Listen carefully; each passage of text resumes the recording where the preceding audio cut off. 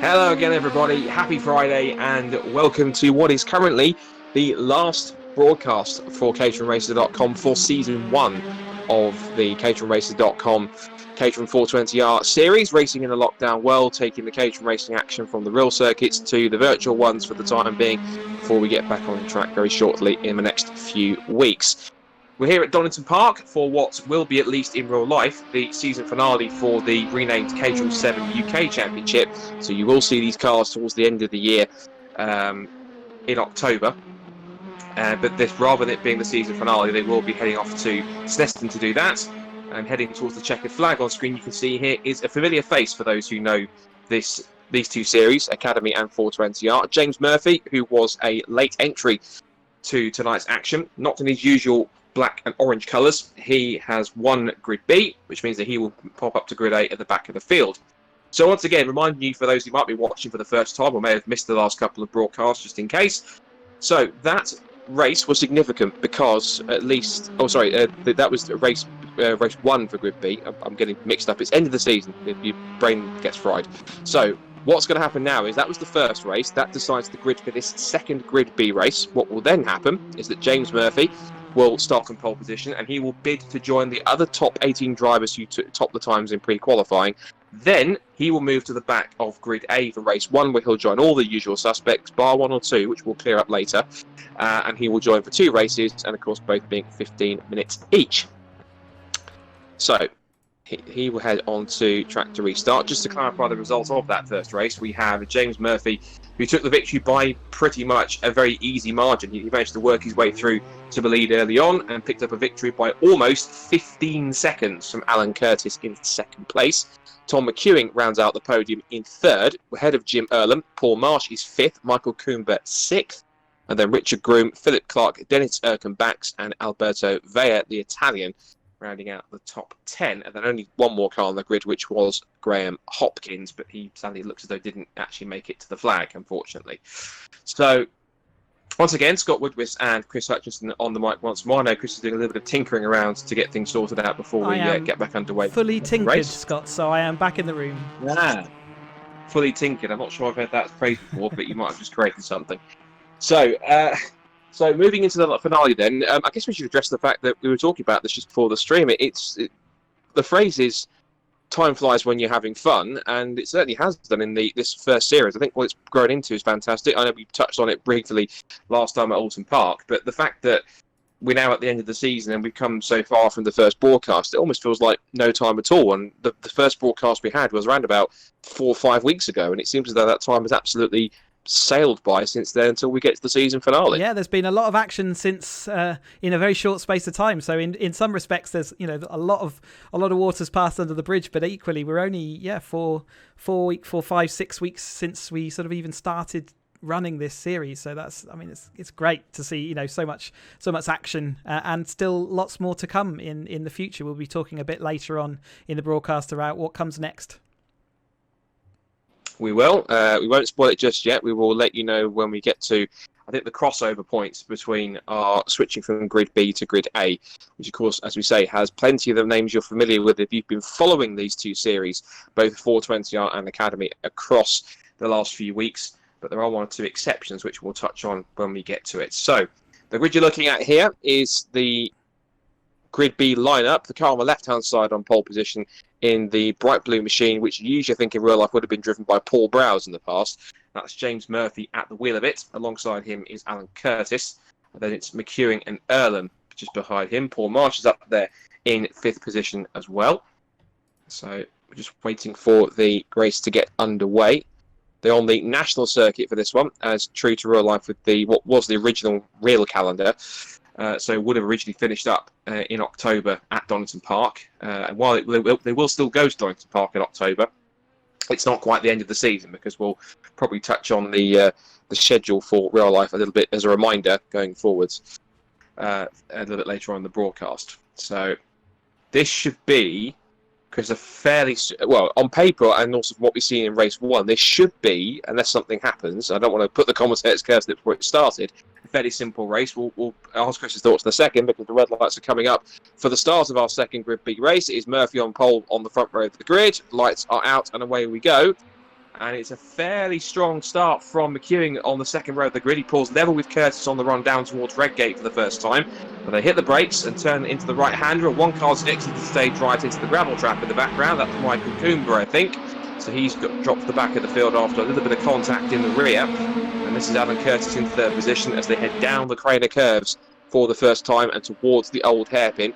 James Murphy making his very typical start, as you'd expect from somebody who is a regular in Grid A. Down this long sequence of turns that takes you winding down the hill through the old hairpin. The other car's gone wide. It might be either Richard Grew or Mike Coomber again.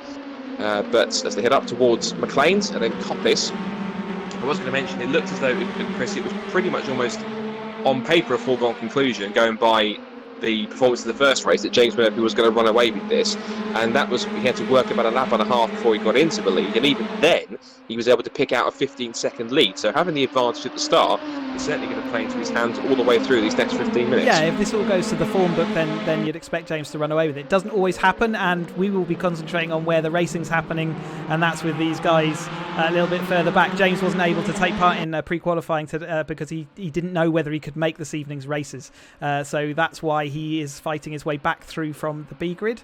But all the guys have been putting in loads of lap times, and it looks like we've got some really good racing going on at the moment in this second B race on the grid. Tom McEwen having a good old to and fro with Alan Curtis here. Yeah, looks like they've woken up a little bit because the first race was a little bit uneventful, shall we say, to be polite, but these guys seem to have started to have a bit more of a scrap over what is currently second place. So unfortunately they won't be promoted to Grid A, but they can certainly have a bit of bragging rights on as a bit of a bounty, so to speak, as they head up through the kink at Starkeys and through Schwantz. And now, as Murphy now has extended almost a 2-second lead by midway through the second lap, but he has now, as you can see on the top left of the screen, the timing and scoring pylon on the left shows you exactly where everyone is. And Murphy currently leads the way, just went through the shot there in the bright blue Caterham. And now we watch this battle for second place between Alan Curtis, Tom McEwen and Paul Marsh. Just behind them we've got Albert Veyer, the Italian, who started back in 10th. He's now side by side with Jim Earlham. And this is now a sprint down towards the Fogarty S's. It is going to be on the inside line. Jim Earlham locks up and almost goes straight on. I've seen a few cars go straight on there by going a little too deep on the brakes. Veyer looks for the undercut and looks like Earlham was a little too shaky on the exit, and that now pulls him alongside. Just in front of them, whilst we keep an eye on what's going on there, in front of them is the scrap that's going on for second place, because we see that's now McEwen, who has lost out on what could have been second place, but Curtis manages to hold the position, whilst Paul Marsh watches on in fourth. I think there's been another skirmish behind as well, because I did see Albert Veyer getting a little out of shape on the exit of Redgate, but he seems to have held on. So while it was a little bit calmer in race one, Chris, they all seem to have woken up for the second race, even though it's almost a foregone conclusion. They won't get through to Grid A, but they'll certainly have a good time trying to get as high as they can on this grid to at least for their troubles in this second race. Yeah, this is all great practice. They've got to learn their racecraft. Some of these guys are heading into the academy very shortly, and therefore all this will be great for them to learn how, what these tracks are like, which direction they go, all those things. But more importantly, the race psychology of how do you manoeuvre someone out of the way and make your move, and when is it the right time and when's the wrong time. So that's all very good learning opportunities on the sim, and I think that's what we're seeing in general. And again, you can see out front James is pulling that gap, but we'll concentrate on where the action is in this race, and that's with these guys. There is a good point with the academy drivers, and I would be intrigued to see just how much of an effect, if any, this racing that they've had over the last few weeks, and indeed what will be coming up later on as the rest of the year goes on, which we'll unveil shortly in between races, I'm sure. But it's interesting to see and even have a chat to some of these new academy drivers that will come through for this year, to see just how much that the sim racing has helped them in terms of developing a little bit of racecraft, a little bit of familiarity with some of the circuits, because there are circuits which that they will go into season 2 that they won't have raced yet, but certainly will give them a massive help going forwards to what they might be doing in the real world. So it should be interesting to see how much they develop, and I think it also strengthens the bond between the amount of practice that you do on the sim and the amount of familiarity that you then carry over when you jump into the car in real life at a circuit like Donington Park or Silverstone or Brands Hatch. There is that familiarity of where you brake, where you turn in, where you find the apex, where you run out wide, where you can potentially make an overtaking opportunity, where can you race, where's best to sit back and hold for a couple of corners and try again. There's all the key lessons they can learn here, which actually might possibly mean more than they originally might think when it comes to looking back at their time in the series. Yeah, and it's a very, very much the ability to turn laps consistently and repeatedly is the way that you win at a motor race. But when you first start out, everyone sort of concentrates on that, the fastest laps and who's going quickest. But that going quick round one lap is not going to win you a race. You have to be able to do it lap after lap. And the amount of concentration you need, I've mentioned before in our streams, is high. And simulators are a great way of equalising that and getting your brain used to that consistency and not panicking when things start going wrong. And if you drift wide, how do you recover safely when you're in a group of other cars? So yeah, all of those things make it great. The other thing that I think for these new drivers and the drivers learning their craft on the sim, they also get to compare themselves to some of the quickest Caterham drivers in the country, and that means that you've got a really good benchmark to compare yourself against, and also you get rid of some of those sort of feelings of grandeur that sometimes you feel if you're racing just people who are also novices. You're doing well, but there's still lots to learn, and it's very easy for people to rest on their laurels in the real world.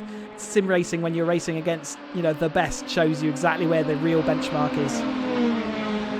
It will be interesting because I think we've seen one or two things in similar, more professional E-Series, like, for example, the NASCAR E-Series when we had an iRacing, where there was a question whether or not there would be some of the rivalries would carry over from the sim into the real track. I'd be intrigued to see if there's some drivers who, whether they are familiar with themselves from racing here, that are also in the academy or in other championships, like throughout the ranks of Road Sport 270, 310, and eventually the 7 UK Championship. If there's drivers who have been racing against each other that are also in the same series, maybe they might remember each other from that, and possibly may even help them be a bit more familiar with in terms of how they race and how they treat each other on track and how they run. So it may even help them understand in some cases what they're up against, particularly some of the academy guys who, as we talked before, have never raced, never turned a wheel in the real life, with anger in terms of a race situation until when they first start off at Alton Park next month. So this will be crucial to them if they're racing up against any fellow academy drivers. Just suss out one or two of them and think, right, how do you deal with being attacked? How do you deal with trying to defend from somebody? How do you deal with trying to make a pass? And that can be valuable information, more valuable than they might think, from their time when they've raced him in the last few weeks in the Academy of 420R series. Yeah, because of the way the official Caterham Championships are all set up, people start out quite often all together in the Academy, and then they progress through all of the rungs of the ladder, so the 5 steps up towards the 420 cars from the Academy, they all progress together. So you form relationships and bonds through the Caterham Motorsport ladder, and part of the sim racing experience at the moment is an early forming of those bonds, and very often you will find people who like working together on track, and that develops over time, but these guys have got an early head start on that. Yeah, another thing I've always recognised, it's a very valid point that you make about the whole academy things. Just for the record, there's not much going on in this race. This is the closest battle we've got between Alan Curtis and Tom McEwen. We did lose Jim Ertham for some reason. Looks like it might have been a connection issue or some kind of a technical problem for him. But sadly, he was around about 4th place, but unfortunately had to drop out. So he, unfortunately, won't be making any further appearances tonight, I'm afraid. But hopefully he'll be back for season 2. But going back to the point and just continuing what you're mentioning about the whole factor of drivers that are groups of drivers coming through from the academy and up the ranks. And what I tend to find as well is, and you can maybe back that up or tell me different, is that usually when you've got drivers that are that familiar with each other, the quality of the racing when they're battling with each other is better. Because I've seen it before when you've got a group of drivers, and you can always tell as well, to add to that, where you've got a very talented group of academy drivers, because usually what you'll see is when you go up through the ranks, it's usually the same drivers in the same group that all progress together and all make each other quicker by all the battles and all the laps that they put in whilst on track with each other. And so I tend to find is the more they're familiar with themselves on track, the closer they can race, but also the clearer it is and the less chance there is of contact. I remember there was an example when I think it was Brands Hatch, I think I mentioned it in one of the streams before, where we've had it's the dozen Caterhams in the lead group, and the only piece of contact there was one driver lost one of their front or rear wings, and that was it. But there were some incredibly close passes and tense moments when they were inches apart from banging wheels or making serious contact, but they're all smart enough to pull out and actually know when they have to hold back and make the moves. And it was almost like it was almost majestic watching them sort of work their way around each other, and I think that's what's great to see, and hopefully they'll start to be even strengthened by the fact some of these guys will be familiar with themselves now, having raced in the sim. Yeah, that's absolutely.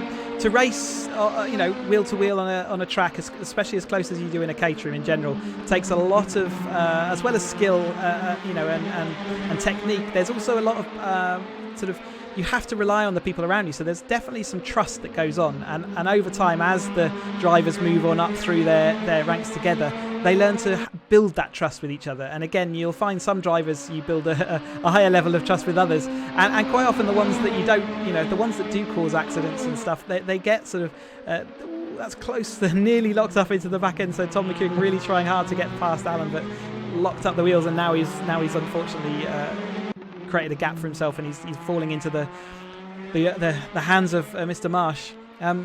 So you build up all those trust relationships as well, and that's very important for racing, because without them, things can get very dangerous. It's not a safe, or it can be a dangerous sport. Generally speaking, it's very safe, but it can be dangerous, especially where the trust isn't there.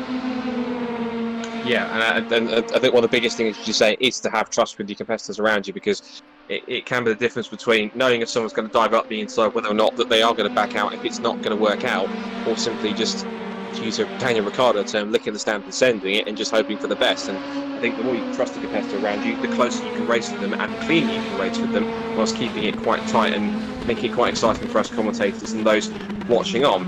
This is the view from Paul Marsh as we go back to our track action with 3.5 minutes to go. He's on the tail of Tom McEwen after his little mishap that put him now currently 1.3 seconds away from second place man Alan Curtis. So he makes his way out of the coppice and down this long back straight, and this will be one of the key passing areas here, as will I suspect places like Redgate. Looking at Donington Park, for me, it's one of my favourite circuits in the world. It's a brilliant circuit. It's one of those circuits as well where you don't really see too many of them in the world in some cases, but this is why I love the UK circuits. Whereas Donington and others like Alton Park and Brands Hatch, they tend to be sort of carved within the scenery in which they originated. So rather than sort of dumping the scenery and flattening the circuit and everything, you've got great parts of the circuit like the Crane of Curves where you tumble down the old hairpin at the bottom of the hill. You then go back up and rise through Coppice and McLean's, and there's only a handful of circuits in the UK that allow you to kind of experience the true curvature and the undulations of the natural sort of surroundings around you.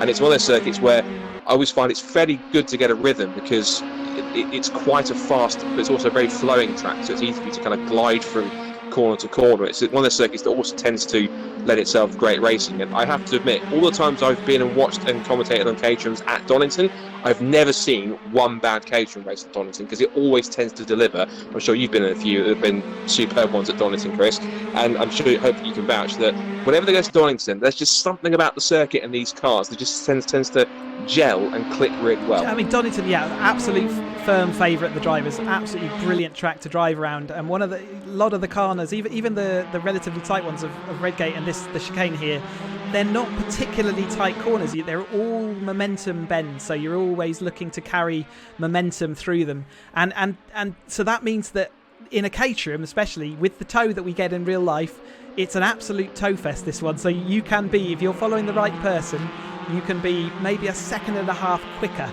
around a lap. And what that means is everyone keeps together, because it's relatively simple to keep up with the pack. And so we have some great pack racing, and then going into the chicane on every lap and going into Redgate on every lap, someone wants to make their move. So there's always action from the beginning of the race to the end. And it's not just on a national circuit, because we're on a national layout here tonight, but we've also seen plenty of action on the Grand Prix loop, where you've got the two hairpins. And I've seen plenty of times where people like to try and be the one that wins the next braking duel down towards, I think it's Melbourne hairpin and then Goddard's. And usually it's those last couple of corners that can also almost decide or not so much decide or kind of determine what happens by the time they come out of that last corner towards the pit straight. And it's that other adage of, we've said several times, that the worst place you want to be in a circuit like this in a Caterham race is in the lead, ironically, on the last corner of the last lap, because given the long straight you've got and the exit that you have to try and get from Goddard's, there's no guarantee that you're going to be able to stay there by the time you get to the flag. And we've seen it so many times in other circuits. And I think, Chris, Donington is exactly the same. It is a circuit where you've got to time, if you're going to make a move for the lead, if you're going to do it on the last lap, timing, as in any of the circuit, but particularly places like Donington and the way it curves through the scenery, it's incredibly critical, because there's not many classes areas that you can really make a big dive up the inside. It's either pick your line and stick there, or just hang back and try again in a few corners' You'll time. see the clever drivers making plans maybe 5 minutes ahead of the finish of the race as to where they want to be. They might test out whether they've got enough momentum out the final bend to make it past, so they'll do some test runs. They'll work out through testing and qualifying the days before how do they relate to everyone else. So you'll see all that thought process happening with the top guys. Now there are other drivers who just race and go flat out, and it's just is one of those things. Some people play chess, some people just race, and equally one person wins the other. This is the final lap. This is James Murphy. It's the first time we watched him on stream. It's coming out that final corner and looks like he is now sailing on to make his way onto the A grid. Yeah, sailing as blue as the sailing on probably, I don't know, an ocean or the sky that's as blue as that Caterham. I was trying to go with an analogy, but it didn't work, so we'll forget that. Anyway, some shenanigans at the last chicane though, and that was Alan Curtis by the looks of it. So Tom McEwen gets second, and it's Paul Martin third, but Alan Curtis gets dropped to fourth after that one, so that's unfortunate. I'm not sure there'll be some conversations about that afterwards. Albert Veyer in a very distant fifth position, so he will come across the line to complete the top five. And then we've got Dennis Erkenbacks, Richard Groom, Mike Coomber, and then sadly we lost also Philip Clark as well. He wasn't able to finish the race, so only 8 finishers, but of course these guys, their racing is done for the evening, having completed their 2 races, but it's not quite done for James Murphy, as of course he will now move on to the back of the A grid. And I expect he'll be living up to his nickname once again, Superman, because he tends to, when everything goes right for him, admittedly, he tends to pick his way through the pack pretty quickly. And he's done that several times in real life and in the sim. So last couple of cars across the line. I think we're still waiting for Mike Coomber, though.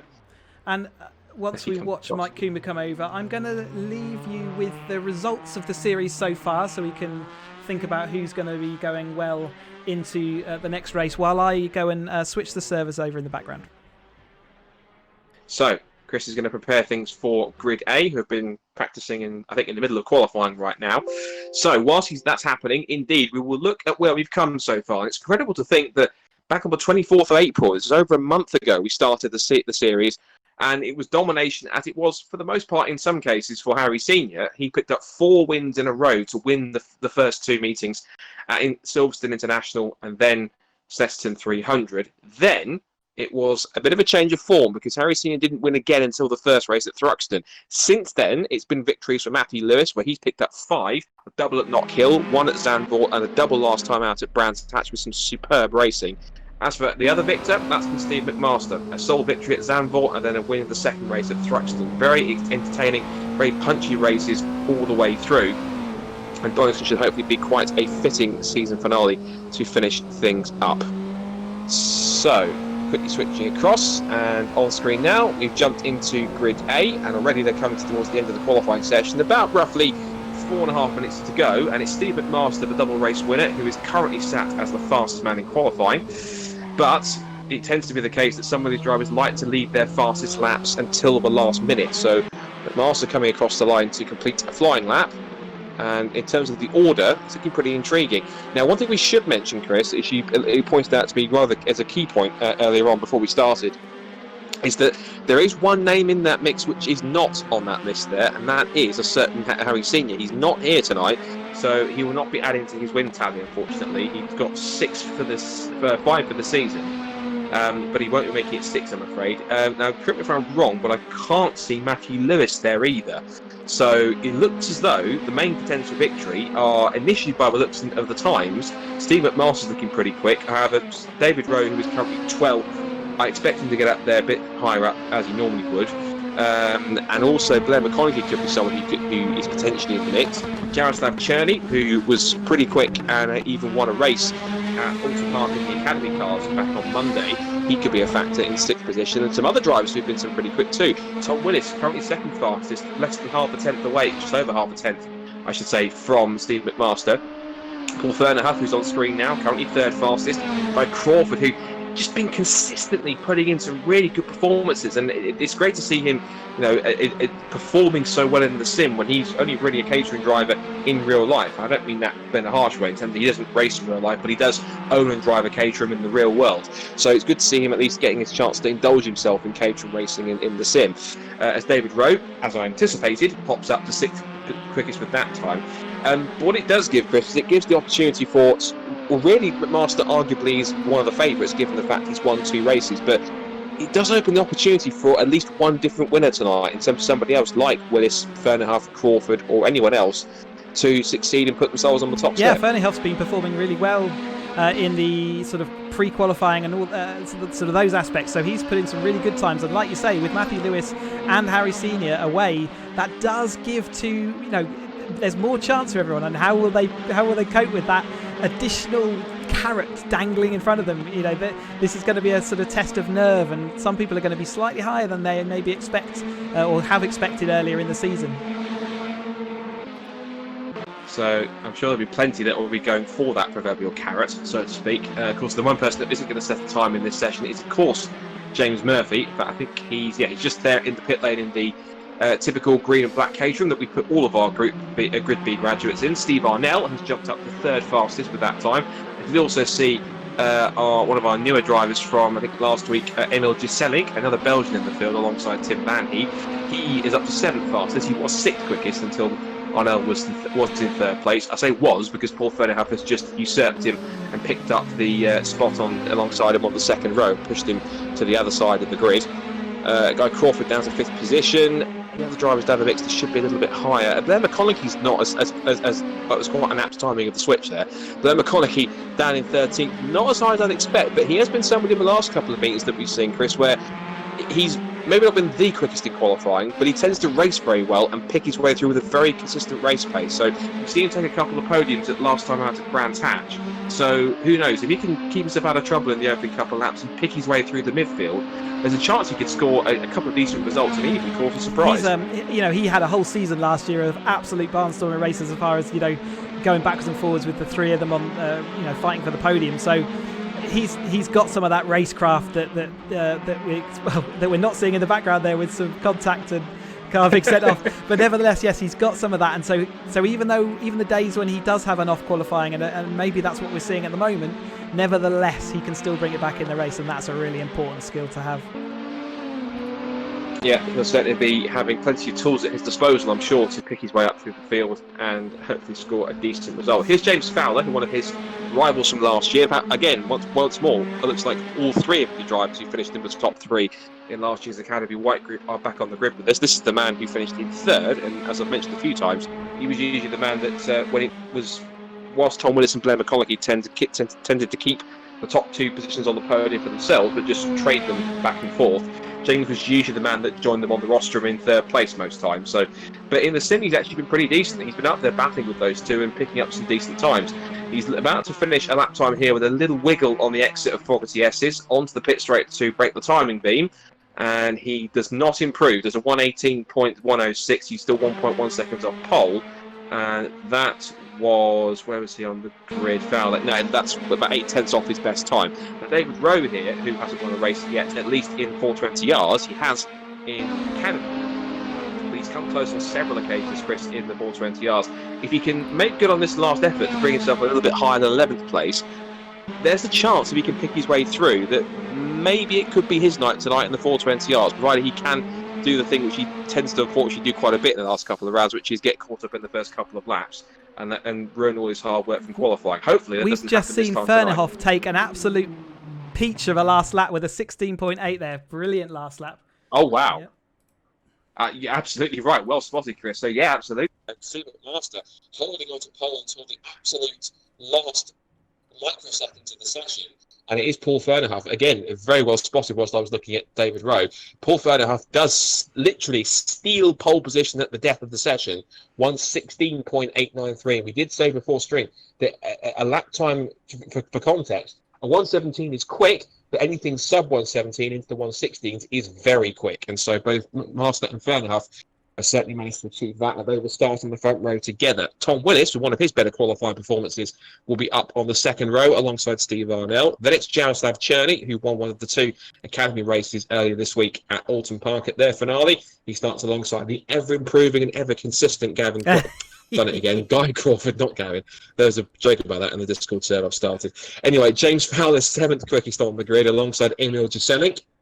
Then David Rowe has some work to do from 9th on the grid, not as high as he'd expect to be. He did improve on that last lap, but not as much as I'm sure he would have wanted to. Mark Bennett starts 10th to round out the top 10. Then it's 11th place of Blair McConaughey with some chance to possibly get out his racecraft if he can. Chris Bates is 12th from Tim Van Heath 13th. Then Chris Skillicorn, Andy Steele, Andy Lees, Dominic Mansberger, good to have him back on the grid once more. And then Mike Hilton. And then, of course, watch for the man right at the back of the grid in the corporate colours of green and black. That is James Murphy in the guest sort of car livery, if you like. But he will certainly not be driving as if he's a guest. He will certainly be up there to try and make an impact as much as possible.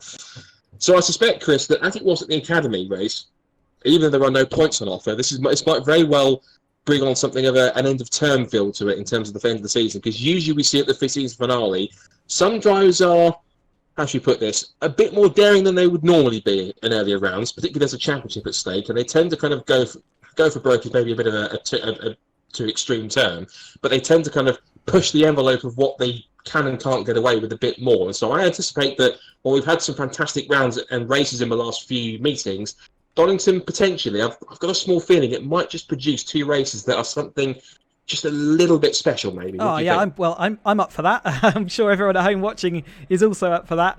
But yeah, the Donington lends itself to this good racing, and with the say some of the favourites away, while they're away, maybe the Cats will play and literally go and put on the best race of the year, and I am definitely a subscriber to that. Just going to quickly jump out for a second just to reset my microphone. Give me 1 second. Yep, so we are just approaching the start of race 1 on the A grid. You're a little quiet on my sound, but hopefully I should have fixed it. So, here we go then. Looking down the grid, on the left-hand side is Paul Fernhoff in his almost artistic sort of looking livery.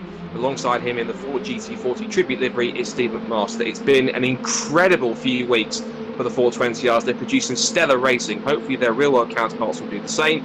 But let's go racing at Donington Park. The 6 red lights are up, and race number 1 of tonight's season finale of the 420R series is go. So nice clean start from everyone so far. But that's before they get down towards Redgate. And up towards Redgate, it looks as though it's a pretty even run towards the right-hander. Fernhoff gets the whole shot with McMaster slotting in behind. Willis is in there in 3rd place. 4th position seems to be, well, everyone wants to be 4th, but I think the Jazzlab Journey has that for the time being. And McMaster now going for the lead early doors, and they're 3 abreast behind for 3rd place. Steady on, boys. You haven't even got to Old Hairpin yet. In towards the right-hander at the Old Hairpin at the bottom of the hill. Look, they're all piling together, and I thought something was going to happen. 2 cars go off onto the grass, but somehow I think come out of it relatively unscathed. A miracle of miracles. So they all get through the kink at Schwantz curve, up through Starkeys, out to the top of the hill. And it was a little bit sort of touch and go with a couple of the cars that are going across the cross, but I don't want to curse things too much yet. I was about to say they got through cleanly until that happened right in front of us. So that's Shazank in trouble. Oh, they're all going off in the background. There's 4 or 5 cars involved. I'm glad I didn't say it's all happening pretty cleanly at the moment, because literally it started kicking off right as I was about to say it. So up towards the Fogarty guesses for the end of the first lap. This motley crew are going at it for 4th position, and currently the person that has it is Fowler. You've got Arnell, Crawford, Rowe, Skillicorn, and incredibly, James Murphy. He's done it again like he did, I think, at Thruxton a couple of rounds ago. He's up to 9th place, which will become 8th because Steve Arnell's gone off. Another car's exited stage, right? So I was hoping for a relatively clear start, but I think I'm keeping true to my prediction of being sort of an end of season flavour, because they've all gone mental. They were there was like previously at Alton Park in the Academy. There's a wall of caterings. There was just nowhere for people to go, and I think just a couple of taps with the rear ends of these cars are pretty lively if you give them a tap, and they're easy to spin up the wheels with the power that they've got. And I think that just sent a chain reaction that we're still seeing the ripples coming out from. Yeah, it looks as though despite all the incidents that we had on the first lap, everyone appears for the moment, fingers crossed, to have calmed down with this second lap. So we can start to see the orders shake out as a result of all the first lap incidents. So McMaster leads the way by almost 0.6 of a second now from Paul Fernhoff, who started on pole.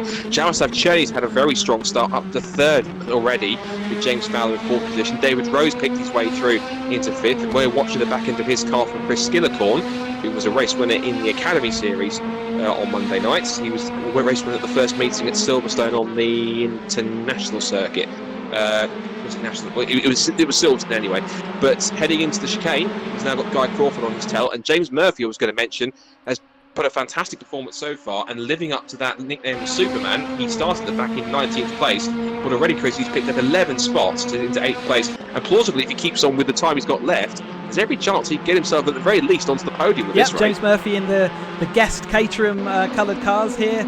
A brilliant early progress, and I guess now is that the difficult part where he's caught up with some of the quicker, more consistent guys, so he will have more of a job to keep making that same progress. But if everyone keeps chucking it off the track, who knows? A win may still be on. Potentially, if things work out in his favour. Just looking back down the order at some of the cars that were affected in those first lap incidents, the two biggest people that were affected based on where they qualified appeared to be Tom Willis, who was up as high, I think, third on the grid, somewhere around that. But he's down in 17th place, just behind Steve Arnell, who also fell foul after he just lost the back end exiting the Fogarty S's. So he's got a lot of work to do to pick themselves as high as they can do, but the back end of that tail end of that second half of the field is a little bit more spread out than he would like. There's a good battle going on just in the background, I noticed there. Guy Crawford was having to get pretty defensive against Chris Skillicorn and James Murphy. Murphy's watching on with these two. Murphy tries to pick his way around the outside of Skillicorn, which he does. Skillicorn rattles over the curves, but he allows Murphy to slip around the outside, and immediately Murphy is onto the tail of Crawford, so he might just pick up 2 places in as many corners. Up towards Redgate they go. Will he take the outside line to sweep across, or will he allow Crawford to go deep? And the answer is the latter. Nice little undercut, straight through, and just like that, Chris, again, I was about to say 2 places in 2 corners, but Crawford's not exactly letting go that easy. Yeah, and it looks like James Fowler also has had a slight issue out of the Redgate there, so he's now dropping behind them both. James Murphy did make that stick, but still we've got that whole momentum issue. So once you pull out to go past someone, you lose momentum. It meant that everyone else can catch up again. So Crawford now has got to pick his way through this very, very carefully, because he doesn't want to make too many lunges, particularly when you've got James Fowler trying to make a move just behind. But they're all starting to stack up now, and I would imagine that James Murphy, with the pace that he's carrying, I would have thought that he would start to pull away a little bit. Then, of course, he has to remember he's not in Grid B anymore. He's back in Grid A and got this motley crew swarming all over him to try and get back past. And he hasn't got anyone to tow with either, because David Rowe is some 3.4 seconds up the road. That is now advantage Crawford as he takes a peek to the outside, but Murphy decides to brake that little bit later, covers the apex and heads through the Fogarty S's, providing that Crawford doesn't get a stronger exit onto the pit straight and down towards Redgate. So quick check on the leaders. McMaster has a lead of over 7/10 of a second now as they head out of Redgate, and there's Jaroslav Cherny in his red Caterham in 3rd position just behind. Good effort from Jaroslav. It's only his 3rd race meeting that we've seen him, of course. We've seen him, this is his 2nd 420R race meeting, and he competed in his first Academy series. He, for those who don't know, is the man who very brilliantly put together the physics for both the Academy and 420R cars that we use. He was part of the project along with the likes of Benobro, who's been fantastic with putting together all the skins for all our drivers. And a big thank you to Jaroslav for his work on the physics beforehand, and of course with Benobro for putting together the skins and modelling the cars. And I know that those two are going to work together with us going forwards into season 2, which is brilliant. So hopefully all our drivers can help to make the 2 mods a bit stronger. Now with this battle here, it looks to me as if Crawford has managed to gap the cars behind, and Murphy missing the apex slightly through Coppice is not going to help his cause as they run onto the back straight towards the Fogarty S's. And what's worse, Chris, is that the mistake has not only put Crawford alongside him, in fact now in front, but he was on the inside line for the next corner, which was a right-hander. So in many cases, unless Murphy was going to dare to go around the outside, in many ways, Crawford had the line and the advantage, and that was it. There's a big tussle going on for what looks to be that is about 10th position. Tim Van was caught up with that. You've got a little tag from Emil Gisselink, and now that's Dominic Mansberger that's also got caught up as well. So I think he was battling with the recovering James Fowler. So going back to Murphy, really that move was a case of missing the apex too much and just allowing Crawford to sneak up the inside and get back through. Yeah, so Donington is a track which is very much, there is one line which is the fast line. So any time that you go off of that line, you are costing yourself a lot of track speed and momentum up the next long straight. All these little kinks that we've got here, there's no issue for a Caterham going around them. So every time that you make a mistake or go off of the racing line, or just race by going side by side with someone else, it affects your lap time more than it does other tracks. And because of the nature of the corners, a bit like we've seen in the past with the Academy cars, you often can't make it past in one corner just by a late braking move, because the corners are so open and flowing that you can just get on the power a bit earlier if you're on the outside and still make it through. So yeah, that's kind of what happened to James there. He just missed one apex, and at that point, that's it. That is the position gone. What it does give us, of course, when they do go side by side, is some brilliant racing back up and down the field. Little waver there on the exit of the corner. I think it was possible. Was that Mark Bennett? I think it was. Yeah. So Mark Bennett getting a little bit twitchy. Here's our top three who are just about together. They've got pretty much equal gap to each other as McMaster continues to lead in his Ford GT40 Tribute livery. That car, of course, if you've watched the film Le Mans 66 or Ford versus Ferrari, or you are a Le Mans aficionado, you might recognise that as the car which on the road won the race in Le Mans 1966 with certain Ken Miles at the wheel, but unfortunately, due to the fact that how the regulations were, he lost the win, even though he was trying to. I think it was a photo finish with the other car that was being driven by Bruce McLaren, or one way or the other. But either way, that car now leads the way. Fernerhoff still in second, and Jaroslav Cherney in third, and then David Rowe, who tends to find himself in this position more often than not, Chris, sometimes. He's in a bit of what I call in no man's land. He's not making that much progress to the cars in front, but he's not really being caught by the cars behind. Primarily because these two keep on battling over fifth position, and I've said it before and I'll say it again, the more these two fight each other, the easier it keeps on being for Rowe to keep on making a break, whilst also cars like Bennett and Skillicore and Steele still have an opportunity, if they keep on fighting hard enough, to get themselves into a possible top 5 place if they come together. Definitely seeing, so David Rowe, the gap sort of going up to the three in front. They've definitely got a little bit of a pace advantage there, and yeah, David's got a pace advantage over the guys behind as they're fighting along. So yeah, absolutely looks like he's stuck for the long race in that little gap and just has to maintain his concentration. The front group, we've seen Cherney just gradually over time catching up, and it looks like he has now made that gap. So he had a gap to make up, and he's brought it all the way up to the back of Paul Fernerhoff car. What I did notice is that he actually put up the fastest lap of the race, and it was a 1:16.9, and we said that 16 was a rapid lap time, and that was something they were achieving in qualifying. So Cherney really is going for it. He's on qualifying style pace to close up to the rear end of Paul Fernerhoff, and I wonder if this will give him a bit of a hurry up. What it has done is forced a mistake from Fernerhoff as Cherney gets his nose up the inside into the right-hander at Coppice, and Jaroslav says, "Cheers for that, Paul, that was pretty straightforward." And so maybe a little bit of intimidation there, just as it started all the way back at the Craner curves, managed to force a mistake there, but Fernerhoff is not giving this up. You can see him weaving aggressively this way and that off the back end of Jaroslav's car, trying to distract them as much as he can as they brake for the Fogarty S, as they turn right and then left as they rock over the curves, and now onto the pit straight once more as McMaster extends his lead to 1.6 seconds. So great move from Sony to set that one up, but I have a feeling once again, if these two can't help the battle with each other, the only person that's going to benefit in many ways primarily is going to be Steve McMaster. Yeah, I think Steve's looking quite imperious. He don't often see him make too many mistakes, and this is sort of the best battle we've got going on. We can see Steve Arnell is coming back up through the field after his early woes. We saw he had some speed with some good qualifying pace. But yeah, it looks like in those lead three cars, Cherney just had that little bit of extra speed in the middle of the race, and unless Paul can get his head down and really start sort of turning in the laps, that we might have settled the front three with still 3 minutes 50 to go. Well, you do say that, but obviously with the fact that Cherney was able to put it at 1:16.9, the gap is hovering at around about 1.5 seconds at about 1.5, 1.6. So unless either McMaster's able to equal the pace that Cherney's got behind him, or maybe Cherney might have a little bit more left in the tank to push after him, and if you can use a bit of help from Fernerhoff to try and catch him up, although that said he is dropping him by a second now, it might not be over just yet, although actually he would need a mistake looking at the time. I take that back. He'd need a mistake from McMaster in front to make that happen, because the gap is 1.5 seconds, even though he just took a few hundredths out of him on that last lap. So looking back in the field, we're looking at Steve Arnell here battling with the Belgian Tim Banhy in what would be in real life was in Spa Shops livery, one of the DPR drivers, and as they head down towards the Fogarty S's. He's on a little bit of a comeback move to go through. Looking down the timing score, we've lost Andy Lee sadly from this first race, and as for James Fowler, he's not really made that much more progress up the order either. He's still back in 18th position and really struggling. Blair McConaughey's also way down the order. He's back in 12th position. Emil Gisevink is down in 11th, and Tom Willis, after his first lap incident, he's managed to pick his way back up the order into 10th. So a bit of a strong comeback drive from Tom there, Chris. He's managed to get himself back into the top 10, and to do that in quite a short space of time means that he'll start in the mid-pack for the second race, but he might be someone to watch out for again if he can keep his nose definitely clean.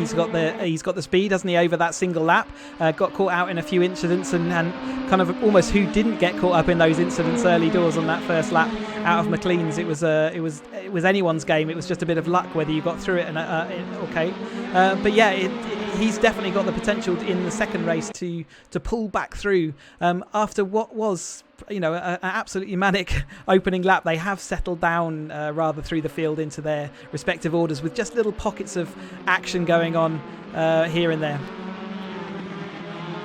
Yeah, just keeping on that time, it's good to see where the closest battles are. Well, here's one of them. This is Emil Gisevink, another DPR they bring. He's having a good battle with Tom Willis to get that last top 10 spot. So Gisevink, who made his first appearance in the Academy on Monday in one of the Grid B races, he's now effectively picked up his virtual ARDS licence, as Chris likes to call it, having completed his first race meeting. So he is now using one of the more generic liveries. He's not got it just yet, but he's now going to try and force his way up the inside on the exit Redgate corner. That's despite the big sideways moment he had on the exit trying to get the power down. Fairly brave, as many drivers are, to try and go side by side into the credit curves. It never always ends well. Thankfully, these two are a little more sensible on this occasion to just keep their battle a bit more civilised and not take too many risks. And Gisevink has a nice little simple exit from the old hairpin through the kink at Schwantz and up through Starkeys, and looks as though he's pretty much got the job done. Looks as though Tom Willis will try and get him back on the run through McLean's, and he will try and pull alongside, but again, a little bit of oversteer from Willis on the exit as he tried to put the power down. Didn't really serve him too much. They turn out through Coppice and onto the back straight, and I suspect potentially, Chris, there could be an opportunity here. Now he's pretty close in the slipstream for Willis to get him back on the run towards the Fogarty S's. Yeah, it's a great little battle, isn't it? It just shows the battles just don't go. It's not one corner, because as soon as you go up the inside of someone on that corner, the guy you've just overtaken has a nice run on you coming out of the next bend. So it looks like that one is going to go all the way to the end of the race. But given that we are coming on to the last lap with 16 seconds to go there, this will be the last lap. I think it's worth showing again the lead three, which have came through unscathed and made relatively few mistakes to earn their spot on this podium. Can't disagree with that. Cherney certainly has been able to pick his way through the order. He did manage to show what the kind of pace that he had when he was racing at the Academy, 420R races at Brands Hatch on last Friday, and he was able to pick his way through from the back of the grid to even get into a potential podium position. He will finish on the podium, at least at the moment he will, before they get to the last couple of corners. For Steve McMaster, there won't be any new winner just yet, but he will be racing towards his third win of the season.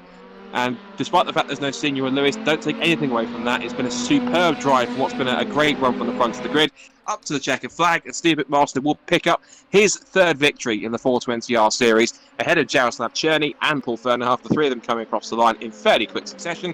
There in no man's land in fourth was David Rowe. It's fifth place for Guy Crawford. A rather happy-looking James Murphy. Must be delighted with sixth from the back of the grid. Seventh place for Mark Bennett. Eighth for Chris Skillicorn. Ninth for Andy Steele. Good effort for Andy, actually, up in the top 10. That was a pretty calm and quiet run up through the field, out through the chaos of the opening couple of laps. Battle for 10th is won by Tom Willis. He beats out Emil Gisevink. And then we've got Blair McConaughey. He'll be disappointed with 12, but he might want to try and come back through the field if he can. Likewise, Steve Arnell and Tim Van Heel also a little off the pace than he's normally. He was up as high as 5th position at one point, battling for the podium at Brands Hatch last time. There's Chris Bates as it's a typical scenario. Race is over. Let's just do some donuts and ruin Dr. Palmer's grass. So I'm sure if we get the invoice, boys, we'll send it to you, because we're not dealing with anything to do with any MSV grass. But everyone decides, right, race is over. Let's go mental. Let's do donuts and crash into each other. But nonetheless, last couple of cars that came across the line, as you can see, but we might just quickly reset to the front of the results to give you the full run through. So Steve McMaster then picks up win number 3 in the season on the final evening of racing in season 1 of the caterhamracer.com Caterham 420R series. He beats Jaroslav Cherny by 1.5 seconds, further 1.2 back was Paul Fernhoff in third, who's starting on pole. Then it's David Rowe in a very quiet but still fairly solid race for fourth place. Fifth for Guy Crawford, again, very consistent results for him. James Murphy will be very pleased coming up from 19th to 6th. That's 13 places made. Then next up will be Mark Bennett, and then Chris Skillicorn, followed by Andy Steele and Tom Willis. And the rest of the finishing order was Emma Jasenic in 11th place, Blair McConaughey 12th, and it's Steve Arnell, Tim Vanhey, Chris Bates, James Fowler, Dominic Mansberger, and Mike Hilton. And the only car we lost, sadly, was Andy Lees. So, in quick succession, they'll be sourcing themselves out for their second race. Remember, the finishing positions of race 1 decide where they start for race 2, which means that Steve McMaster will get the pole position that he just missed out on from qualifying after Paul Fernhoff pipped him to the post at the last few seconds of the session. Jaroslav Cherny will get a chance to start on the front row as well. And I wonder, Chris, the fact that Jaroslav is starting from that front row position, he did this in the second race in the Academy at Alton Park, where he was able to get a really good start, take the lead, and then he was able to pretty much run away for the most part with the victory to take his first in across these two series. So I wonder, Donington Park, yes, it has very similar undulations in points to Alton Park, but it's not as tight, it's quite wide, and there are more opportunities for cars to go 2 wide or even, dare I say it, 3 wide. So maybe Cherny has a chance here, but at the same time, this is a circuit with slightly different characteristics, is a bit quicker. So, I don't know, do you think he's got a chance on the front row, or do you think he's maybe not as simple as that, given Donington's got a little bit different character? I think if I was putting a bet down, I would say that he has got a great chance of winning this race. He made some really good progress and did, over the course of the race, catch up with Steve McMaster. So he had, I think he set the quickest lap of the race. And so he has definitely got the speed that he needs to do this. So yeah, let's build this up. Let's say that he can do it. I am absolutely on board with that. Well, let's find out, see what he can do. There he is on the right-hand side in the bright red Caterham. Alongside, of course, on pole position on the left is the duck egg blue Caterham with the white stripes down the middle and the side, and the 2 red front wings, mimicking the 1966 Ford GT40, of which that livery is inspired from. And looking back down through the grid, of course, we've got Paul Fernhoff in his almost like art car style, sort of geometrical-looking machine.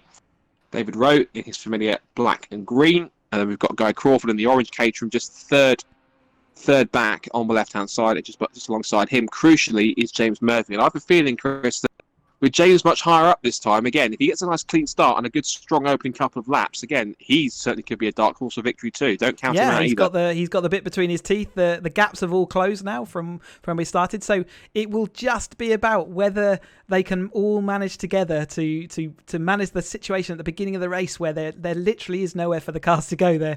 They're so equally paced. I think qualifying, we were talking about David Rowe being a bit further down than he expected, but actually the reality was he was only 0.5 of a second. There was 0.5 between the top, I think 15 or so, or maybe. It's just so close that these little margins count, and that's just why they all stack up at the beginning of a race, and hopefully they can avoid each other this time. Well, we can only hope, but the proof is in these guys looking out for each other on track, and fingers crossed they can get through the first couple of laps unscathed. Let's go racing for the last time in Season 1. The final race of the caterhamracer.com 420R series is all set to get underway. The lights come on one by one. McMaster and Cherny on the front row. Will anyone from the first 3 or 4 rows be able to take victory? Let's find out as we head down towards Redgate for the first time. It's a clean start from the front row men as David Rowe pops out to try and shoot the gap between McMaster and Cherny. Down towards turn 1. Rowe's got the inside line to try and sneak past, but Cherny's doing it again like he did at Alton Park around the outside.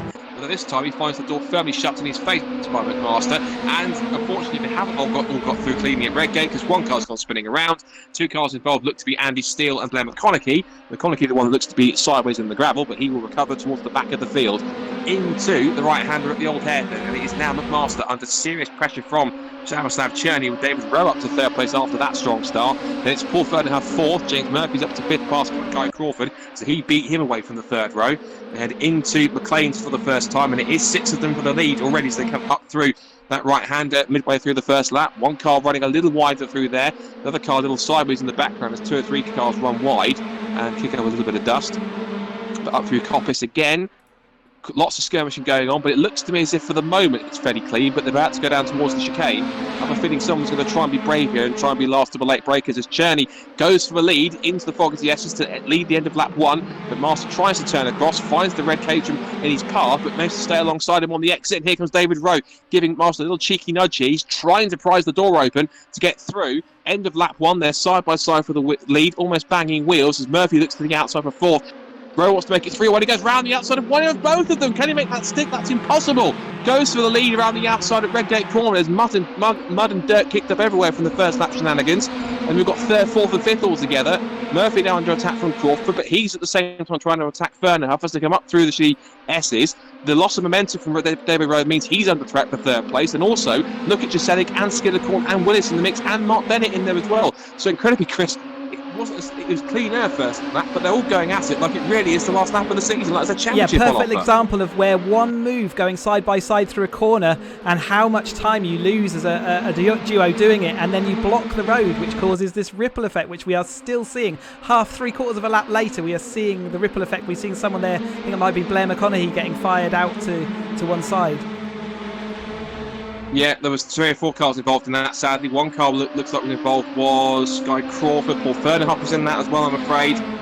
It looks there was possibly either some netcode, some lag bar, but looks a bit, I wasn't quite sure, but it looks there everyone was quite smooth, and then all of a sudden the screen sort of jerked back to see 2 or 3 cars spearing off the road. So sadly, Arnell was involved, as was Paul Fernerhuff, and looks like Crawford's down the midfield, as is also Emma Selling. So a little bit of instance there, but Cherney leads the way then as they head into Redgate Corner. Look at that, some big break battles going on behind for 5th, 6th and 7th. That was Skillicorn, Willis and Bennett all over each other. Here's Mark Bennett trying to get past the black Caterham with the green, with the red stripes and a little green stroke around the outside. This is the view from Bennett, a former Honda VTEC Challenge racer. Had a really nice looking S2000, pretty much this base colour.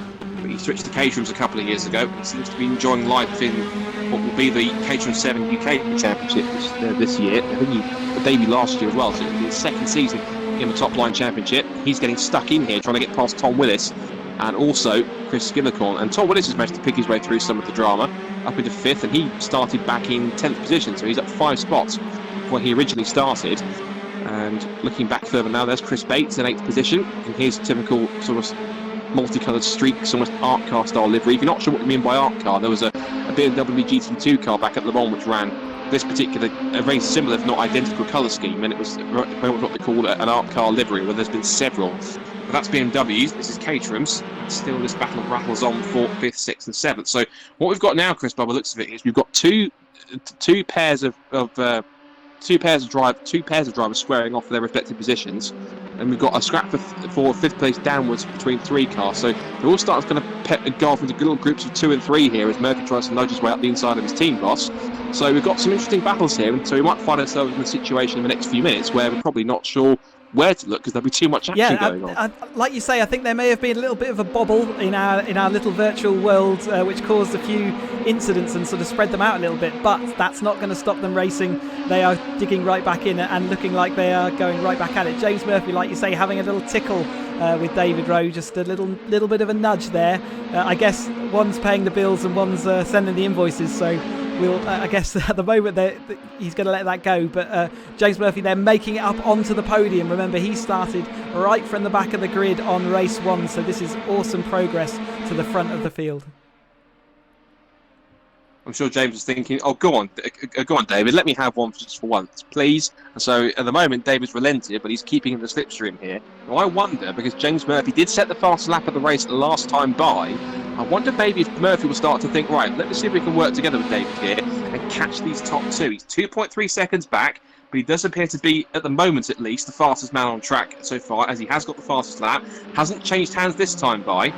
And they've still got plenty of time, 9.5 minutes to try and bring that gap down. There's Tom Willis in 5th, followed by Mark Bennett and Chris Skillicorn, who has dropped back. And he's been chased down by James Fowler and Chris Bates. And then Emil Jaselic in the DPR livery, the Belgian in 10th position.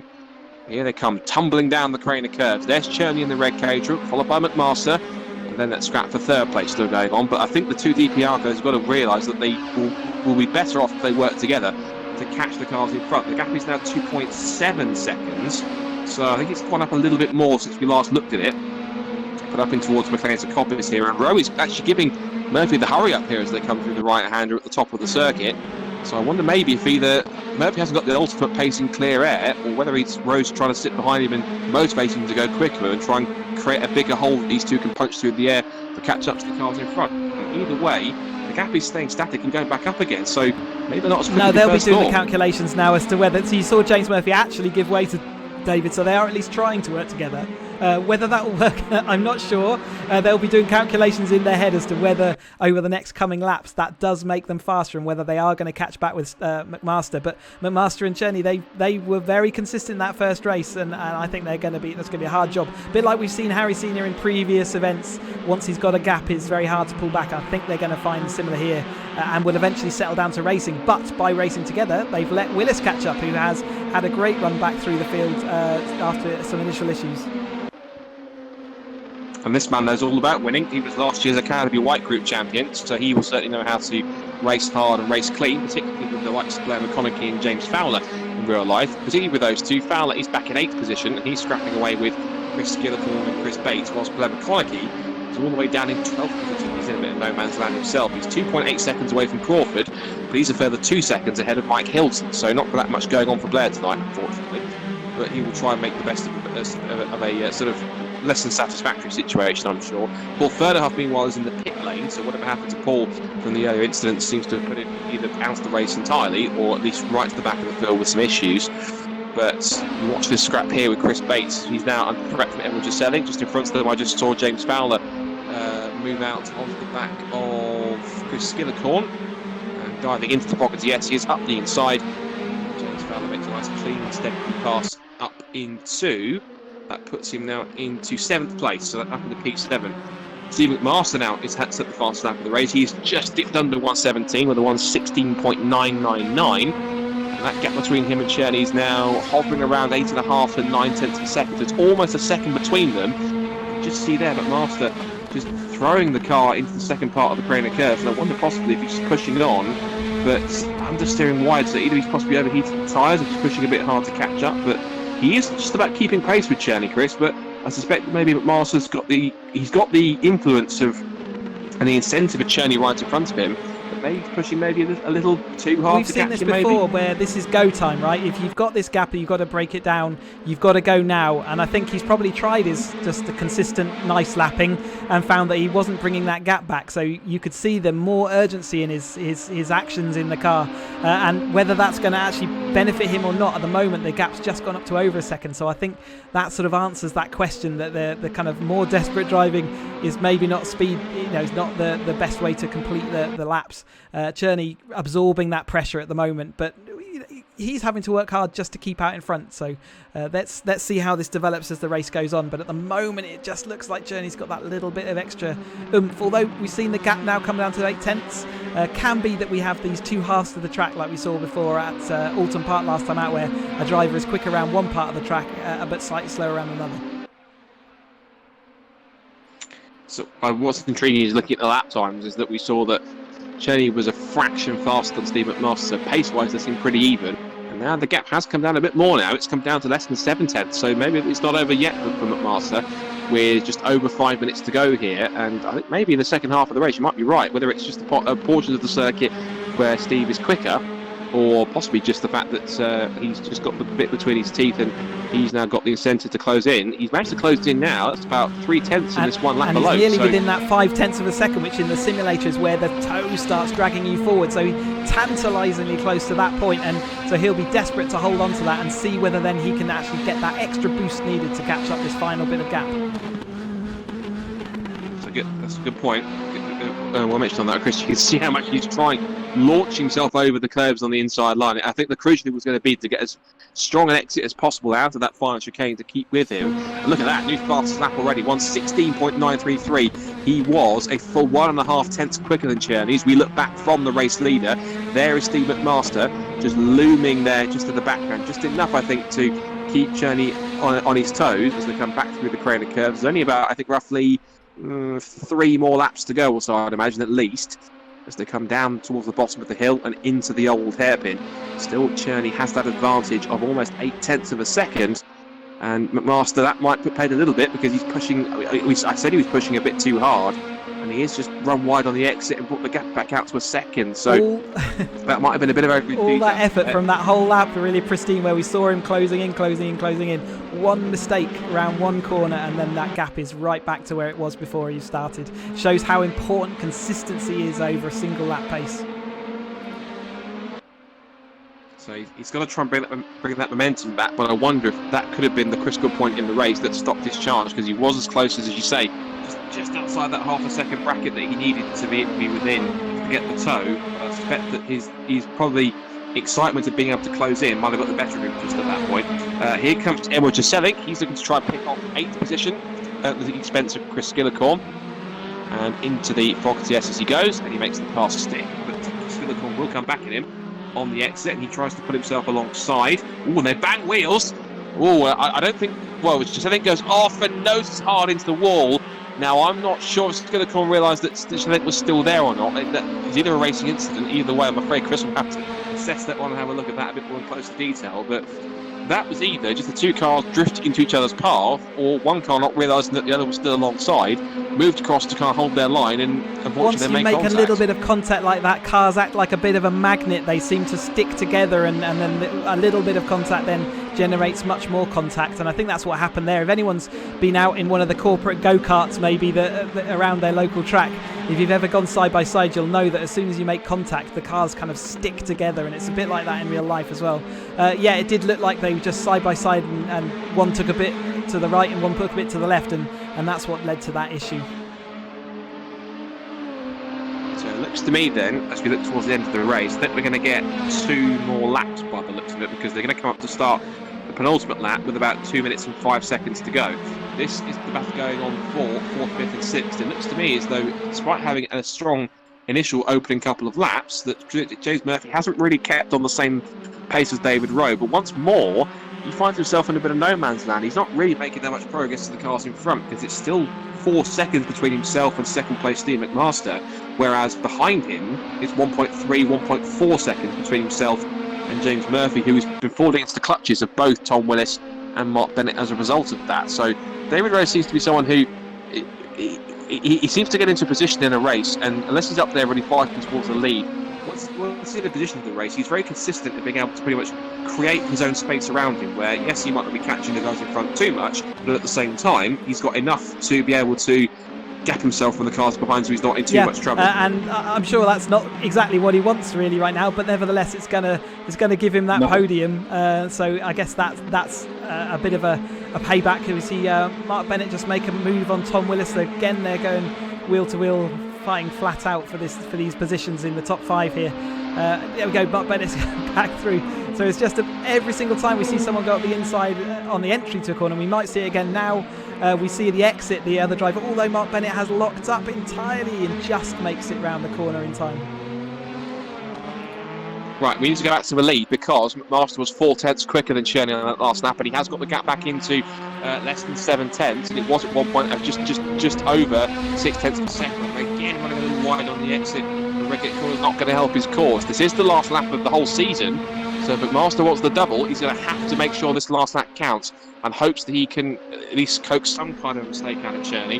The only trouble is that Cherney, well, at least for McMaster, is that Cherney, of course, is the man that designed and worked on the physics for these cars, so he knows how these cars need to be set up, arguably in the sim, almost inside out. McMaster is really giving it as much as he can without pushing too hard to close in. He's really going for it. You can see the gap is visibly right there, but it must be so frustrating looking at the gap and thinking he's just not inside that last half second he needs to be able to get the toe through the on the back straight. And that gap is, he might get a bit closer this time though, as he comes out onto the back straight for the final time. It is 6 tenths of a second. He's trying desperately to close in, but it's just not enough. And he's got to hope there's a mistake from turning this last chicane to make the lead stick.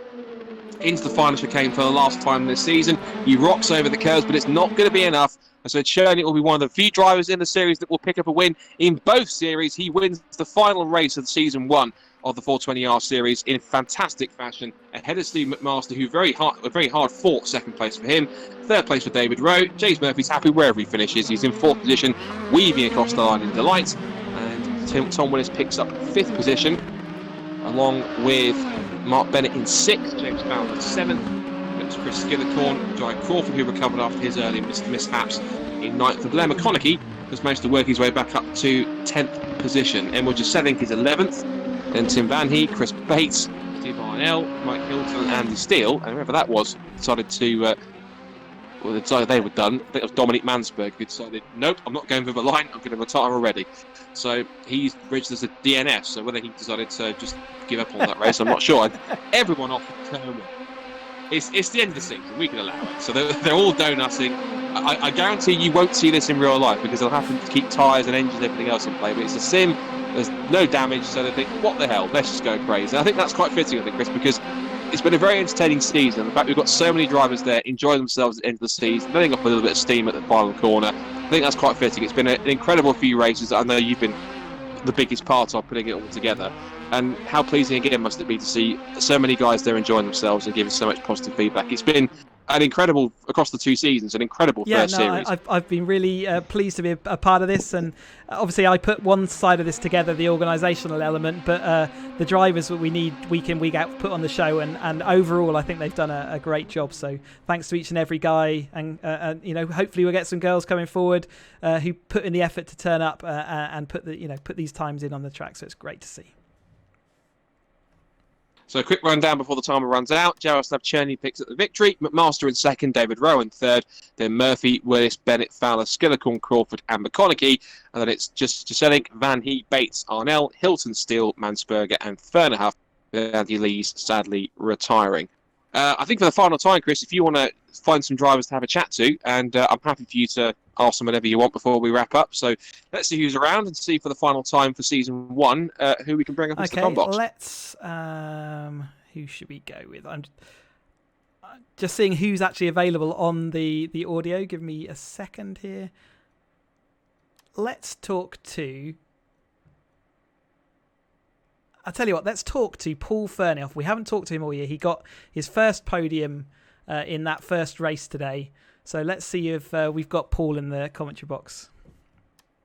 Hello, Paul. Hello. Well done on your last second qualifying pole, which was absolutely brilliant and stellar to see, jumping up there with a fantastic time. I think probably your quickest time that you've done on the server.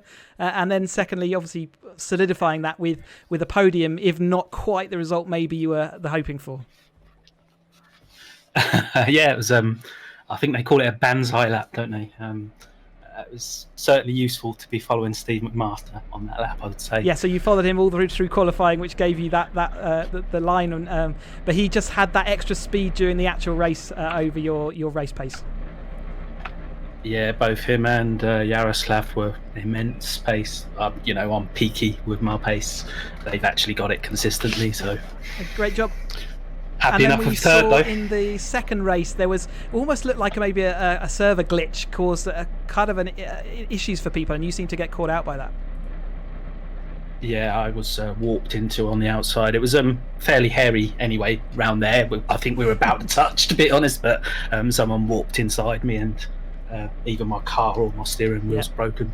I don't know. So even with the damage off, you still managed to break your car, which is good going. So congratulations. Yeah. Anyway, a great end to the season for you, and I guess we'll see you at the start of the new season. Yeah, absolutely. I'll be here for the next season. I'd just like to say that it's been fantastic all season long. Racing with these guys is just a sheer privilege. They're so fast, and what you and Scott have done to put on the show is immense. It's been fantastic to watch all season long. Thank you very much. 2. Fuzzy feelings. Thank you. Appreciate that. Okay, so that was one of our new podiums. It's great to have a new podium every now and again, isn't it? Yeah, it is. It's good to have some new drivers up there. It just again proves the competitiveness of the series. It proves that there's not just the same guys up there, and regardless if it's a surprise result or not, a new guy at the podium is only a good thing, and it expands the amount of people we can get up there. So, and also gives the incentive that, for example, in the academy we had 7 different winners we turned out with 2 new winners on the same night. So at Alton Park, and that's not even any club series get that many new winners. In fact, it's a nice. Sometimes not even the real Caterham champions get that. I don't mean that in a negative way. I mean in terms of because they just shows they're ultra competitive. Whereas in this one, the skill levels vary, but of course there's lots of variables in terms of in sim racing. There's more a little more unpredictability, given the fact that some drivers will take more risks and take more chances, and you see the result of that in many cases. Any other drivers we can get? Maybe one more to round off the series. Because we can't get Cherney on here, we can still see whether Steve McMaster can join us today. He's been showing some great pace over the whole season, and again, although maybe not the exact result he wanted in that final one. I've clicked. Steve, have you got me in the commentary box? I do indeed. Hello, good evening. Some great solid racing there from you tonight. I guess, how did it feel? It was fairly calm on the outside, but I'm guessing you were working hard. You know, the first race was one of those races that I suspect from the outside looked pretty boring. But, you know, leading from the front and just watching and trying to manage the gap and driving to a lap time when the lap times are basically qualifying times, super intense, and pretty much the same in race 2, but the other way around with Yaroslav leading and me trying to keep up with him. Yeah, and he just seemed to have those couple of tenths extra, just able to sort of hold you back. Even when we saw in the middle of the race, we saw you sort of drop the hammer, as they say, but it just wasn't quite enough to bring it back.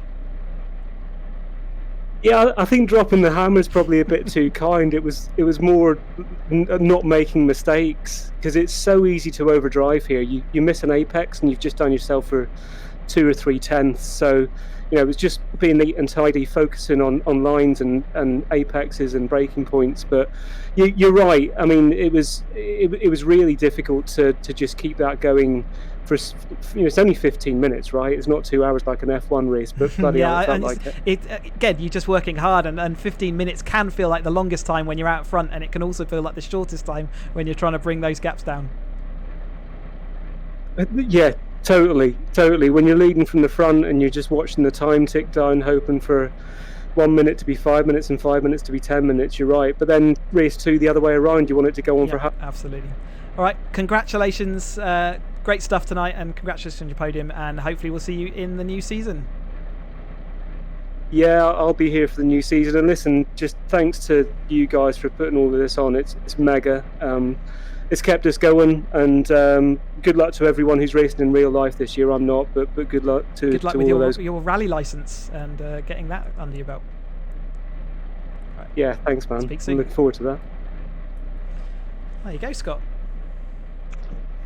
Yeah, great stuff. That's it. And so I think what we should do, I think fittingly, is look ahead to the future, because we can now finally show you what's going to be in store for going forward. So what you'll see on here is the calendar of circuits pretty much mimics the amended calendar that we have going forwards for the new season, which should be starting at least for the cases. Well, we're starting off with the first venue we have, which is pretty much Alton Park, which is where the academy will start. But what we're going to do is, and maybe Chris can explain it better in a second, is we're going to have basically a championship alternating each week leading up to the actual race meeting itself. So I guess, Chris, to clarify, it'll be the week before the week of the meeting. We will have on the Tuesday of that week, we will have the 420Rs, but then of the Tuesday the following week, the week of the meeting itself, we're going to have the academy cars to give them a bit of a nice chance to set themselves up neatly for their race meeting coming up in the evening. Do you want to just that is exactly it. So the week before the actual race weekend, where the cars will be actually out on track doing it for real, we will have the 420R challenge. Our broadcast nights will be on a Tuesday. So 7th of July, Tuesday the 7th of July is our first race at Alton Park on the 420s. On the 14th of July, we'll have the same track with the academies, and then depending on how lockdown goes, if you've enjoyed watching the racing on stream, you will be able to go to those tracks, assuming you're allowed to as a spectator, and go and watch them race for real. So hopefully by the end of the season, maybe in towards the September, October time, everyone will be free to go and watch these guys not only do it in the simulator, but actually a little few days later, if it's your local track, why not get down there and really support them, come along and say hello. They'll be really pleased to see you. Yeah, and there'll be some familiar faces if you do watch the Sim series and think, actually, I quite fancy having a look at these cars in real. The great thing about club racing is that, for the most part, well, again, depending on how lockdown goes and accessibility allowed, is that usually club racing paddocks are quite open, so you can go into them and have a chat to the drivers and the marshals. Obviously, with everything going on, how open it's going to be, if at all, for into the public and people letting in. As Chris says, it depends on the lockdown rules and what's allowed and what's acceptable, and that could differ circuit by circuit. But if you can and are allowed to make it to the circuits, and if you can't, at least unfortunately make it to the paddock, at least watch from the banks and the sidelines. There'll be a few names that you'll see in here that you may in fact will recognise from the Sim series. So just to clarify the circuits, as you can see on the screen, Alton Park starts off because that's where the academy starts for real. Then the entire season, pretty much for the rest of the year, mostly, is going to be Cadwell Park, the next meeting after that. Then we go to Thruxton, then to Brands Hatch, and to Donington, and they were going to be in that order in the original calendar anyway, and it's kind of the order we've done already before, as we did in these two series. Then of course the added race meeting is going to be Spectators coming up, which will be the end of the season, and that's the end of it with the 420Rs, and then the academy to round off. But the academy in real life would have finished their season already back at Donington Park at what would be the previous meeting. So 6 races, and it will last across from July to October, so nice long form racing there for everyone to enjoy. And it means that it's not just all too compacted together, it means that there's some anticipation and plenty of time for people to practice and get quicker. And practice for the real race weekend. That's really the whole structure for these drivers. It gives them a chance to get to know the tracks, get to know how the racing is going to go, and really we're hoping that it's going to feed into some fantastic real racing when we get to those tracks. That is the plan, and hopefully, if all things go to plan, I should be hoping to comms for most of those in real life as well, but we'll wait and see how the situation works out. So, that concludes Season 1 of the caterhamracer.com series, both 420Rs and Academies. Thank you so much. If you have watched even just one of the streams and commented and been positive about it, shared it, watched it, and even learnt something new about Caterham racing, even in the virtual world. I know that Chris has obviously put in an incredible amount of work, so I guess I want to say a personal thanks to Chris. I'm sure it's everyone else does, for everything. He's conceptualising it and conceiving it and putting it all together, and from the initial first couple of fun races down to the point where we've had full live broadcasts and everything else and proper interviews and some great racing throughout, and the grid's growing up as much as they have. It's only a positive thing, and I think all we can say, Chris, is onwards and upwards, because I've got a feeling that now we've built some momentum with Season 1, Season 2 from July to October is going to be, I think, even bit bigger, even better, and even more intense, particularly as it could have some nice little spillover into the real world series going forward. Keep an eye on caterhamracer.com on the website, as well as on Facebook and Twitter, because we will be doing some sort of in-between fun events, and hopefully some of those will get them on broadcast so you can sort of follow along, but maybe doing something a little bit different, or maybe going to places where Caterhams wouldn't normally go. So keep an eye out for caterhamracer.com across all your social channels, and we'll keep you updated with all the action and fill in the gap between, while we wait for the new season to get going properly. Certainly will. So, one final time for now, at least, from myself, Scott Woodwiss, from Chris, everyone who's involved in the racing side of things, everyone's been involved in the mods. Thank you, of course, to Yaroslav and to Benobro for not helping us out with the physics, and they will be going forwards, but also with the skins. All the work that Benobro's done has been incredible, so massive thank you to him. Thanks to everyone that's taken part. Thanks to all of you that's watched and shared, and hopefully you will join us for Season 2. But again, from myself, enjoy the rest of your weekend, and we'll keep on looking forward to the new series in a few weeks' time, both in the real world and in the sim. But until then, have a great evening, and we will see you again very soon. Bye for now.